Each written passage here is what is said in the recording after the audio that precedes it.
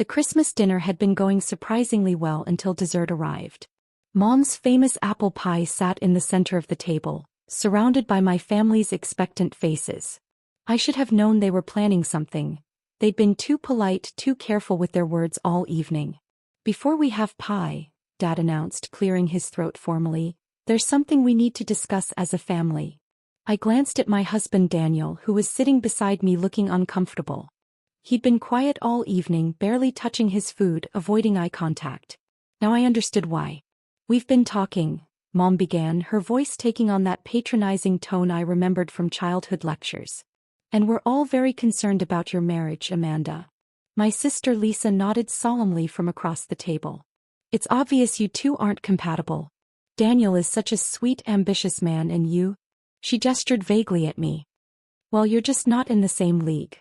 "We can see how unhappy he is," my brother Mark added. "The poor guy deserves someone who can match his success, someone who can be a real partner to him." I felt a cold pit forming in my stomach. "What are you talking about?" Dad reached into his jacket pocket and pulled out a manila envelope. "We had some papers drawn up. To make things easier for both of you." "Papers?" "Divorce papers," Mom said gently, as if she was doing me a favor. "We've already consulted with a lawyer. Since you don't have any real assets or income to speak of, it should be straightforward." My hands trembled as Dad slid the envelope across the table to me. "Merry Christmas, sweetheart. Sometimes the greatest gift is setting someone free." I stared at the envelope, then at Daniel, who was studying his hands like they held the secrets of the universe. "Daniel, did you ask them to do this?" He finally looked up, his face flushed with embarrassment. "Amanda, we need to talk about our future. Your family is just trying to help us see things clearly." "See what clearly?" Lisa leaned forward, her expression earnest. "Amanda, honey, you work at a coffee shop. Daniel is an investment banker. You live in that tiny apartment while he could afford so much better. It's not fair to him. You're holding him back," Mark said bluntly. "He could be dating doctors, lawyers, successful businesswomen. Instead he's stuck with—" He made that same vague gesture Lisa had made. "With me," I finished quietly. "We're not trying to be cruel," Mom said, reaching across the table to pat my hand. "We love you, dear. But sometimes love means being honest about reality. You and Daniel are from different worlds." I opened the envelope with numb fingers. The divorce papers were real, professionally prepared, with post-it notes marking where I should sign. Someone had put a lot of thought into this. "The lawyer said it could be finalized within 60 days, Dad explained. "Daniel has agreed to be very generous with the settlement, considering the circumstances." "What circumstances?" "Well," Mom shifted uncomfortably, "the prenup does limit things somewhat. But Daniel is willing to give you $50,000 to help you get back on your feet." $50,000. To end a 2-year marriage. To walk away from the life we'd built together. I looked at Daniel again. "Is this what you want?" He couldn't meet my eyes. I think it might be for the best. We want different things, Amanda. You're happy with your simple life, and I need someone who understands ambition, who can help me build something bigger." "Someone like who?" Lisa and Mark exchanged glances. "Well," Lisa said carefully, "Daniel has been spending time with my friend Caroline from law school. She's a partner at Morrison & Associates now. They have so much in common." The picture was becoming clear. This wasn't a sudden decision. It was a carefully orchestrated plan. My family had been working behind my scenes to break up my marriage, convinced they were doing everyone a favor. "Caroline understands the demands of a high-pressure career," Daniel said, finally finding his voice. "She gets why I have to work late, why networking events are important, why image matters in my field. And I don't. Amanda, you think success is making the perfect latte. You don't understand what it takes to build real wealth, real status. Caroline and I are compatible in ways that you and I just aren't." I stared at these people, my husband, my parents, my siblings, and felt something crystallize inside me. For 2 years I'd been playing a role, letting them believe I was exactly what they thought I was. A simple coffee shop girl who'd gotten lucky when she married above her station. The truth was far more complicated. "You know what?" I said, picking up a pen from Dad's jacket pocket. "You're absolutely right." Their faces showed relief and surprise as I began signing the papers. "I'm glad you finally see reason," Mom said, smiling warmly. Oh, I see everything very clearly now. I finished signing and slid the papers back to Daniel. There. Done. Amanda, Daniel reached for my hand but I pulled away. I want you to know this isn't personal. You're a wonderful person, you're just not. Not what? Not enough, he said simply. Not enough education, not enough ambition, not enough sophistication. Caroline and I can build an empire together. You and I would have just existed. I nodded thoughtfully. Well, since we're being honest about who we really are, I have some Christmas gifts for all of you too. I reached into my purse and pulled out 4 sealed envelopes, placing one in front of each family member. What's this? Mom asked, looking puzzled. Open them. Dad opened his first, pulling out a legal document with a frown. I don't understand. This looks like an eviction notice, I said helpfully. 30 days to vacate the premises. Eviction notice? Lisa's voice cracked as she opened her envelope. Amanda, what is this supposed to mean? It means you all need to start looking for new places to live. Mark was reading his document with growing alarm. This says we're being evicted from our house. But we own our house. Actually, you don't. Not anymore. Mom's face had gone pale. Amanda, I don't understand what game you're playing, but this isn't funny. It's not a game, Mom. And you're right, it's not funny at all. I leaned back in my chair, feeling calmer than I had in months. See, the thing is, I've been lying to all of you for 2 years. Well, not lying exactly. Just not correcting your assumptions. What assumptions? Dad demanded.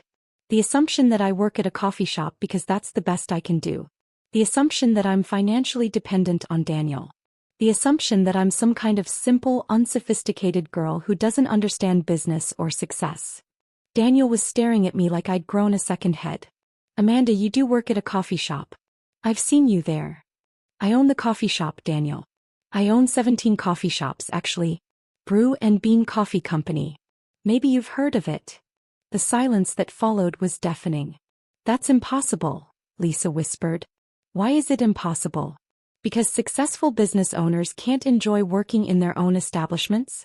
Because entrepreneurs can't be hands-on with their operations. I pulled out my phone and showed them the Forbes article from 6 months ago, 30 Under 30, Amanda Foster's Coffee Empire Brews Success. My photos smiled back at them from the screen. I started with one small shop 4 years ago, using money I made from freelance graphic design work. I reinvested every penny, opened a second location, then a third. When Daniel and I got married, I had 12 locations. Now I have 17, with 3 more opening next quarter.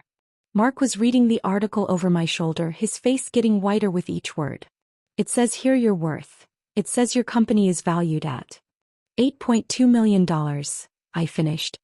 That was 6 months ago. We've grown since then. Mom looked like she might faint. But you live in that tiny apartment.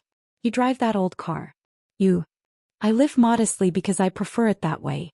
I drive a reliable car because I don't need to impress anyone with my vehicle choices. I wear simple clothes because I'm comfortable in them. I looked directly at Daniel.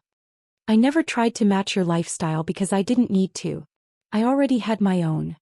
But why didn't you tell us? Dad asked, his voice barely audible. Because I wanted to see who you really were. I wanted to know if you'd love and support me when you thought I had nothing to offer.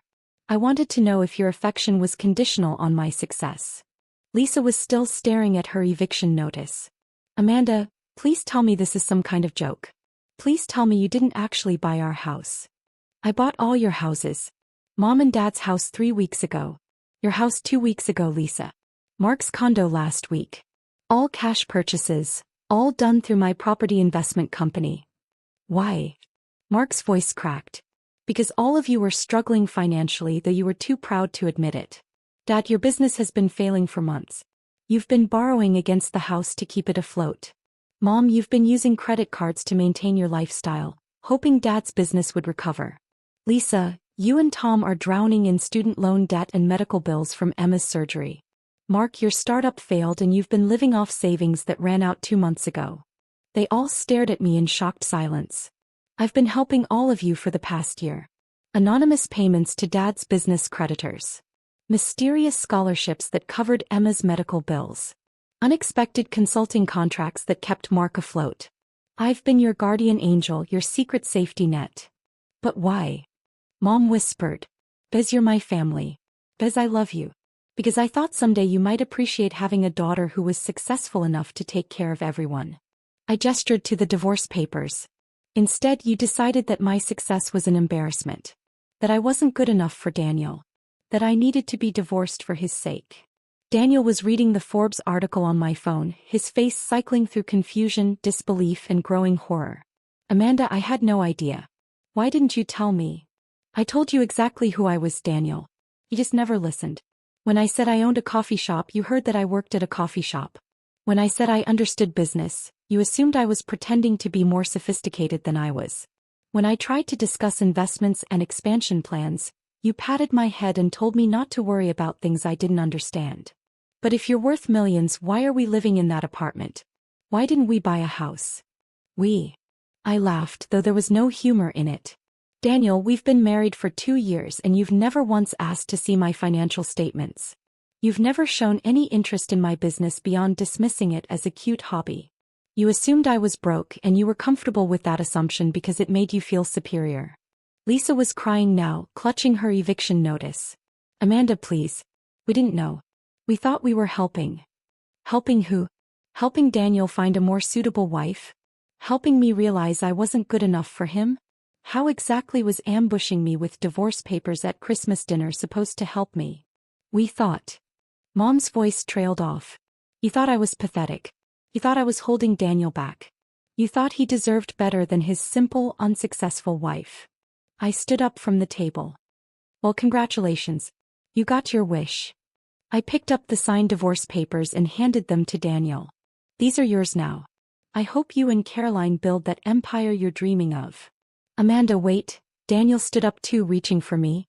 If I had known, if you had told me the truth. What would have changed, Daniel?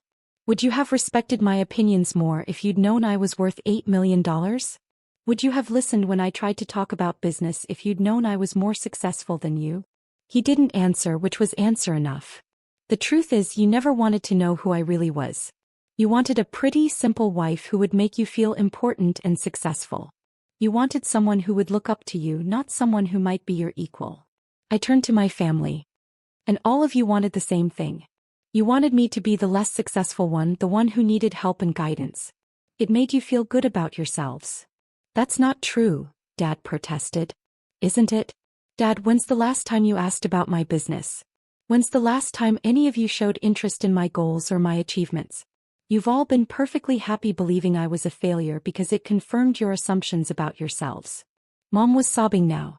Amanda, we love you. We've always loved you. You love the version of me that you created in your minds.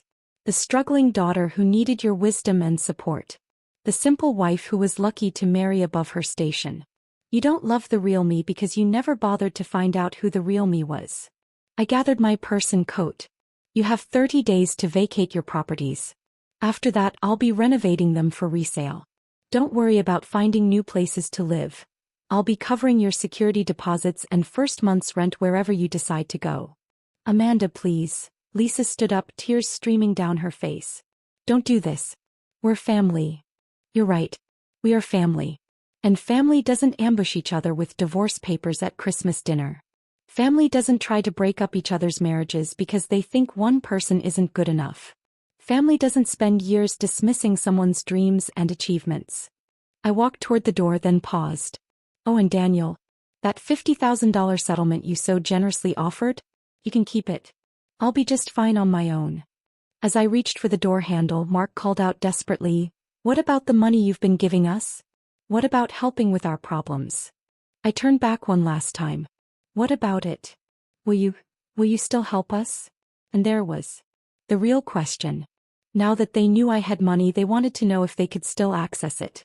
That depends, I said slowly. On what? On whether you can learn to see me as a person worth respecting, not just a bank account worth accessing.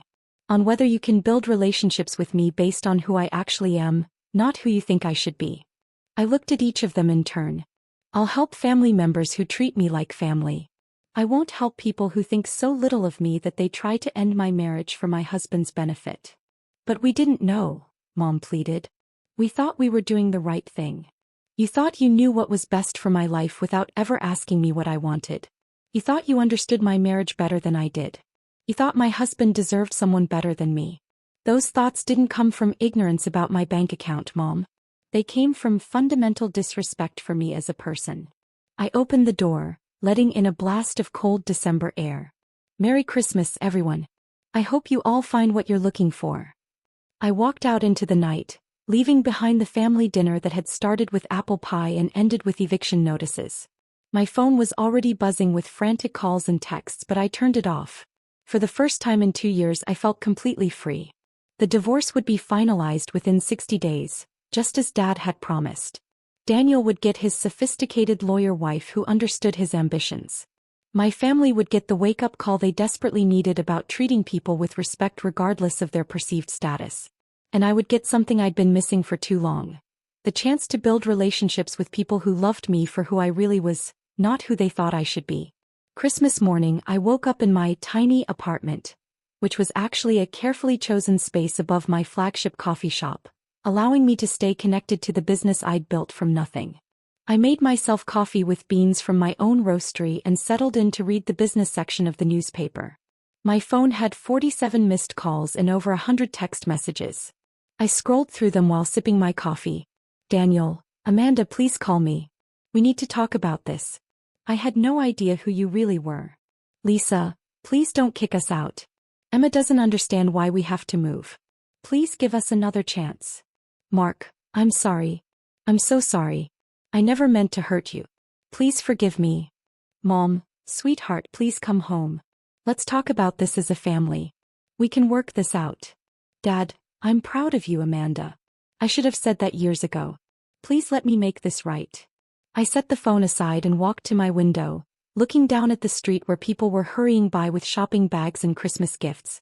Normal families, probably heading to normal holiday celebrations that didn't end in divorce papers and eviction notices. The irony wasn't lost on me. I'd spent years building a business empire while my family thought I was a failure. I'd been their anonymous benefactor while they planned my divorce behind my back. I'd been successful beyond their wildest dreams while they pitied me for my simple life. But the real irony was that until yesterday, I would have done anything to keep my family together. I would have swallowed my pride, accepted their low opinion of me, and continued playing the role of the struggling daughter who needed their guidance. The divorce papers had changed everything. Not because they ended my marriage, that had been dying slowly for months, but because they revealed the depth of my family's disrespect for me as a person. A knock at my door interrupted my thoughts. I looked through the peephole and saw Daniel standing in the hallway, holding a bouquet of flowers and looking miserable. I opened the door but didn't invite him in. Amanda, he said, his voice hoarse. I've been up all night thinking about this. About us. About everything I got wrong. And I realize I never really knew you. I never bothered to learn who you really were because I was so comfortable with my assumptions. That's true. I want to fix this. I want to start over, learn about your business, support your dreams. I want to be the husband you deserve. I studied his face, looking for genuine remorse, for understanding of what had gone wrong between us. Instead, I saw desperation and calculation. He was processing the fact that his simple coffee shop wife was actually worth more money than him, and he was trying to figure out how to salvage the situation. Daniel, I said gently, what would you do if you found out tomorrow that I'd lost everything? That the business had failed and I really was just a broke coffee shop employee? He hesitated, and in that hesitation I had my answer. I'd support you. I'd help you rebuild. No, you wouldn't. You'd go through with the divorce and marry Caroline just like you planned. You'd tell yourself you were being practical, that you couldn't sacrifice your future for someone who couldn't contribute to your success. That's not true. It is true, Daniel. And that's why this marriage was never going to work. You don't love me. You love the idea of me. Yesterday the idea was a simple wife who made you feel successful. Today the idea is a wealthy wife who can contribute to your empire. But both ideas are just projections of what you want, not recognition of who I actually am. I started to close the door, but he put his hand out to stop me. Amanda, please. I know I made mistakes, but we can fix this. We can build something together now that I know the truth. The truth about what? About my bank account? Daniel, the truth about me was always available. I told you I owned a business. I told you about my expansion plans. I tried to share my goals and dreams with you. You just never listened because you were more comfortable believing I was beneath you. I was wrong. I see that now. You see my net worth now. That's not the same thing as seeing me. I closed the door gently but firmly, leaving Daniel standing in the hallway with his flowers and his regrets. Over the next few days, my family's attempts to reconcile intensified. They offered to move out of their houses immediately, to pay me rent, to do whatever it took to make things right. But none of them seemed to understand the fundamental issue. It wasn't about the houses or the money or even the divorce papers. It was about years of being dismissed and underestimated by the people who were supposed to love me unconditionally. A week after Christmas, I called a family meeting at my office. My real office, not the coffee shop. They filed in looking uncomfortable and awed by the professional space with its conference room and receptionist and view of the city skyline. I want to show you something, I said, pulling out a folder full of financial documents. These are records of every payment I've made on your behalf over the past year. I spread the papers across the conference table. Dad, here's the $47,000 I anonymously donated to keep your business from bankruptcy. Mom, here's the $23,000 I spent on credit card payments you couldn't afford. Lisa, here's the $31,000 that covered Emma's medical bills. Mark, here's the $18,000 in fake consulting fees I paid to keep you afloat after your startup failed. They stared at the documents in silence. $119,000 total. I've been your safety net for a year, and none of you knew it because you all assumed I was too broke and unsuccessful to help anyone. Why are you showing us this? Dad asked quietly. Because I want you to understand something. I didn't help you because you were family members who deserved my support. I helped you because you were people in need and I was in a position to help. Your relationship to me was irrelevant. I would have done the same for strangers. I don't understand, Mom said. I understand, Lisa said suddenly, her voice breaking. She's saying we weren't acting like family to her, so she stopped treating us like family too. We were just charity cases. That's exactly right. I gathered up the papers. For a year I treated you like a charitable cause instead of like family. Because for years, you treated me like a disappointment instead of like family. What do we do now? Mark asked. That's up to you. If you want to rebuild our relationships, you can. But it has to be based on mutual respect and genuine interest in each other's lives. No more assumptions about who I am or what I'm capable of. No more decisions about what's best for my life without consulting me. And if we can't do that? Dad asked. Then you'll remain my former family. People I used to be related to. I'll be polite if we run into each other, but I won't be part of your lives anymore.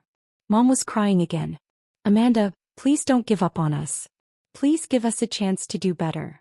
I looked at these people who had raised me, who had shaped my early understanding of love and family and belonging. For years I'd wanted nothing more than their approval and respect. Now I realized I didn't need their approval. But I still wanted their love, if it could be given freely and without conditions. Okay, I said finally. Here's how this works. You have 6 months to show me that you can see me as a person worth respecting. Not because of my money but because I'm your daughter and sister. 6 months to show genuine interest in my life, my goals, my achievements. 6 months to treat me like an equal instead of like someone who needs your guidance and pity. And then we'll see if we can build something real together. Something based on who we actually are instead of who we think each other should be. They agreed, of course. They didn't have much choice. 6 months later, we're still working on it. Dad comes to my office once a week to learn about my business, not to give me advice but to understand what I've built. Mom has stopped making comments about my lifestyle choices and started asking about my actual goals and dreams. Lisa and Mark are slowly learning to see me as a successful entrepreneur instead of their little sister who got lucky.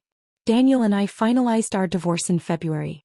He married Caroline in June, and according to mutual friends, they're very happy building their empire together. I sent them a wedding gift, a coffee machine from my company with a note wishing them well. I'm dating now but differently than before. I'm upfront about my success, my ambitions, my business. I don't hide who I am or pretend to be less capable than I am. The right person will love me for who I actually am, not for who they think I should be. The coffee business continues to grow. We're opening locations in 3 new cities this year, and I'm considering franchising opportunities. Forbes has asked me to write an article about building businesses while maintaining authenticity. But the biggest change is in how I see myself in my relationships. I no longer need anyone's approval to validate my worth. I no longer accept love that comes with conditions and limitations. I no longer pretend to be less than I am to make other people comfortable. Christmas dinner this year will be different. We're meeting at a restaurant, neutral territory, and everyone knows exactly who I am and what I've accomplished. There will be no surprises, no revelations, no eviction notices. Just a family slowly learning to love each other for who they really are. And if they can't manage that, at least I'll know I gave them every opportunity to try. The coffee shop where this all started is busy this morning, filled with customers who know me as Amanda, the owner who makes great coffee and remembers their orders. They don't know about the other shops, the millions, the Forbes articles, or the Christmas dinner that ended with divorce papers. They just know I make excellent coffee and always have a smile for them. It's a good reminder that success isn't about impressing people or proving your worth to those who doubt you. Success is about building something meaningful, treating people well, and staying true to yourself regardless of who's watching. The best revenge, it turns out, isn't revenge at all. It's simply living well and refusing to accept anything less than the respect you deserve. Even from family. Especially from family.